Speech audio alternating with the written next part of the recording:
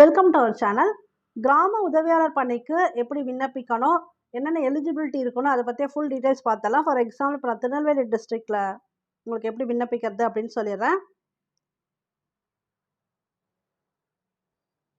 இங்கே இருக்கு பாருங்க, கிராம உதவியாளர் பணிக்கு.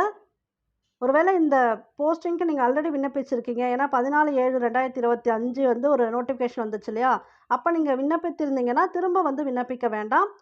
கீழே கொடுக்கப்பட்டுள்ள இடஒதுக்கீடு, கல்வி தகுதி மற்றும் வயது வரம்பிற்கு உட்பட்ட நபர்கள் மட்டுமே விண்ணப்பிக்க வேண்டும்.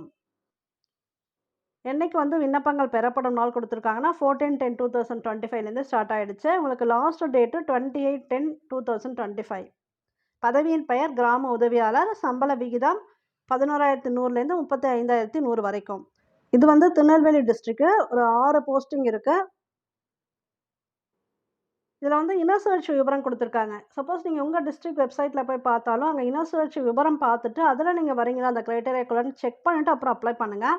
இப்போ கல்வி தகுதி என்ன வேணும் அப்படின்னு பார்த்தோம்னா, தமிழ்நாடு அரசு தேர்வுகள் இடைநிலை பள்ளி இறுதி வகுப்பு சான்றிதழ் தேர்வில் தமிழ் ஒரு பாடமாக கொண்டு தேர்வு எழுதப்பட்டிருக்க வேண்டும்.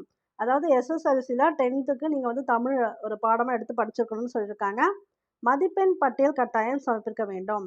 10ஆம் வகுப்பு மதிப்பெண் சான்றிதழ் தேர்ச்சி பெற்றிருந்தாலும் சரி, இல்லை தோல்வி அடைந்தாலும் சரி, விண்ணப்பத்துடன் இணைத்து அனுப்ப வேண்டும். தமிழில் எழுத படிக்க தெரிந்திருக்க வேண்டும். இதுதான் பேசிக் குவாலிஃபிகேஷன். அதர் குவாலிஃபிகேஷன் என்ன வேணும் அப்படின்னா, விண்ணப்பதாரர் திருநெல்வேலி வட்டத்தை சார்ந்தவராக இருக்க வேண்டும். இப்போ திருநெல்வேலி கேட்டதுனால அப்படி. ஸோ ஒவ்வொரு வட்டம் யாருக்கெல்லாம் தகுதி உண்டு அப்படிங்கிற மாதிரி கொடுத்துருப்பாங்க. உங்கள் டிஸ்ட்ரிக்ட் வெப்சைட்டில் போட்டு போய் நீங்கள் செக் பண்ணிவிடுங்க.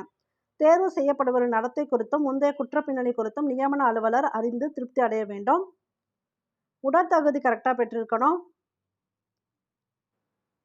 குறைந்தபட்ச வயது 21 வயது முடிஞ்சிருக்கணும். அதிகபட்ச வயது பார்த்தீங்கன்னா 32 வயது. அதாவது ஓசி பிரிவினருக்கும் ஜிடி பிரிவினருக்கும் ஜென்ரல் டர்னுக்கு 32. 39 வயது யார் கொடுத்துருக்காங்கன்னா BC, BCM, MBC and DNC கொடுத்துருக்காங்க. 42 யாருக்கு அப்படின்னு பார்த்தீங்கன்னா SC, SCA, ST, destitute widow. மாற்றுத்திறனாளிகளுக்கு அதிகபட்சமாக ஒரு 10 இயர்ஸ் கொடுத்துருக்காங்க. முன்னாள் இராணுவத்தினர் அப்படின்னா ஜென்ரல் டர்னில் 50 வயசு. பிற்படுத்தப்பட்டோர், முஸ்லீமு, மிகவும் பிற்படுத்தப்பட்டோர், சீர்மரபினர்லாம் 55. ஸோ அப்ளிகேஷன் ஃபார்ம் நீங்கள் எங்கே டவுன்லோட் பண்ணணும் அப்படின்னு பார்த்தீங்கன்னா இந்த வெப்சைட்டில் டவுன்லோட் பண்ணணும். ஸோ உங்கள் டிஸ்ட்ரிக்க்கு அந்த போர்ட்டலில் போய் நீங்கள் வந்து டவுன்லோட் பண்ணிக்காங்க.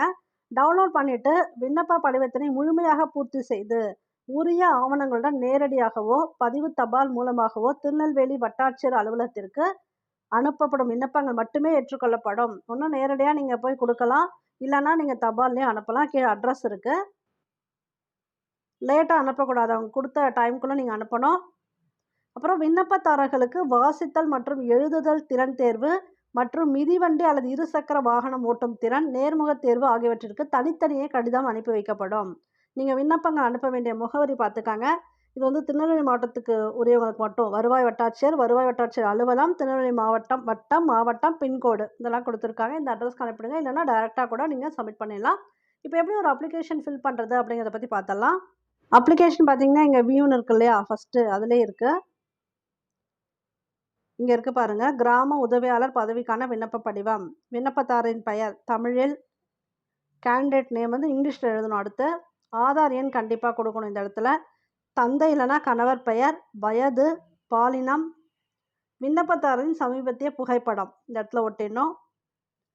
கல்வி தகுதி மற்றும் இதர தகுதிகள், விண்ணப்பிக்கும் கிராமம் எது இது கரெக்டாக நோட் பண்ணி எழுதிடுங்க. அப்புறம் வட்டம் எதுன்னு கரெக்டாக எழுதிடுங்க.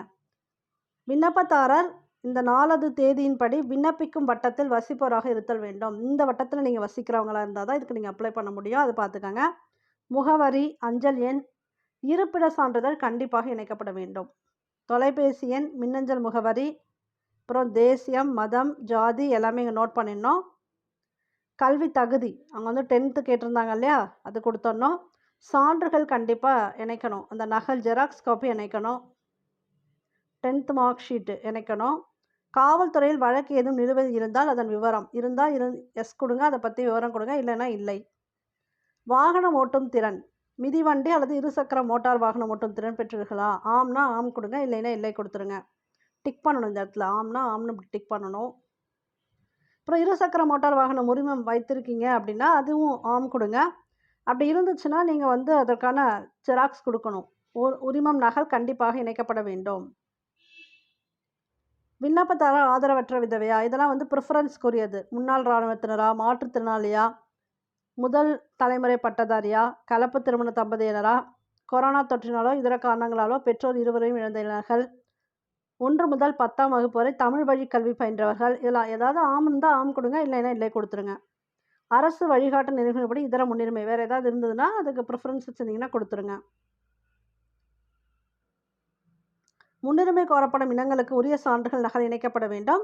கலப்பு திருமண தம்பதியில் ஒருவர் ஆதி திராவிடர் அல்லது பழங்குடி இனத்தவராக இருக்க வேண்டும். இதையும் பார்த்துக்காங்க. உரிய சான்றுகள் இணைக்கப்படாத பட்சத்தில் விண்ணப்பங்கள் நிராகரிக்கப்படும். நீங்கள் இங்கே ஆம் கொடுத்துட்டா அதுக்கு உரிய எல்லா சர்டிஃபிகேட்டும் நீங்கள் கொடுத்து தான் ஆகணும். உறுதிமொழி இருக்குது. இடம் நாள் நோட் பண்ணிக்கோங்க. விண்ணப்பத்தாளர் கையொப்பம் நீங்கள் கொடுத்துட்டு நீங்கள் இந்த ஃபார்மை வந்து அப்ளிகேஷன் ஃபார்மை நீங்கள் வந்து சப்மிட் பண்ணிவிடுங்க. ஒன்று போஸ்ட்லேயும் அனுப்பலாம், இல்லை டைரெக்டாகவும் நீங்கள் வந்து போய் சப்மிட் பண்ணலாம். தகுதி இல்லாத விண்ணப்பித்து பயன்பெறுங்கள். ஓகே, தேங்க்யூ ஃபார் வாட்சிங்.